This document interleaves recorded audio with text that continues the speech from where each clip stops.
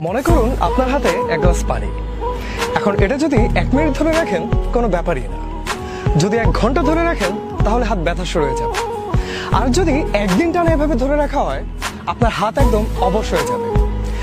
মজার ব্যাপার হচ্ছে এই পুরোটা সময় পানির ওজনের কিন্তু কোনো পরিবর্তন হচ্ছে না, কিন্তু আপনি যত বেশি সময় ধরে রাখবেন গ্লাস, এটা ততই ভারী মনে হতে থাকবে। আমাদের জীবনের রাগ, ক্ষোভ, ঘৃণার অনুভূতিগুলো এই পানির গ্লাসের মতো। হয়তো কারোর সাথে আপনার ঝগড়া, ভুল বুঝাবুঝি হয়েছে, অবশ্যই আপনার মন খারাপ হবে। এখন এটা নিয়ে আপনি যদি ভাবতে থাকেন আপনার কষ্ট আরো বাড়তে থাকবে। আর যদি মানুষটা কেন এভাবে বললো, কেন এমন হলো, এটা নিয়ে সারাক্ষণ মাথার ভিতর ভাবতে থাকেন, তাহলে কি হবে জানেন? মানুষের প্রতি ঘৃণা বাড়তে বাড়তে এমন একটা পর্যায়ে পৌঁছে যাবে যে সেটা হয়তো আর কখনোই দূর করা সম্ভব হবে না। হয়তো ব্যাপারটা আসলে খুব সামান্য ছিল, একটা ভুল বুঝাবুঝি, রাগের মাথায় বলে ফেলা একটা কথা, ছোট্ট কোনো ভুল যেটা হয়তো খুব সহজেই শুধরে নেওয়া যেত। তাই রাগ, ক্ষোভ, ঘৃণা এগুলো কখনো মনের ভেতর জমতে দিবেন না।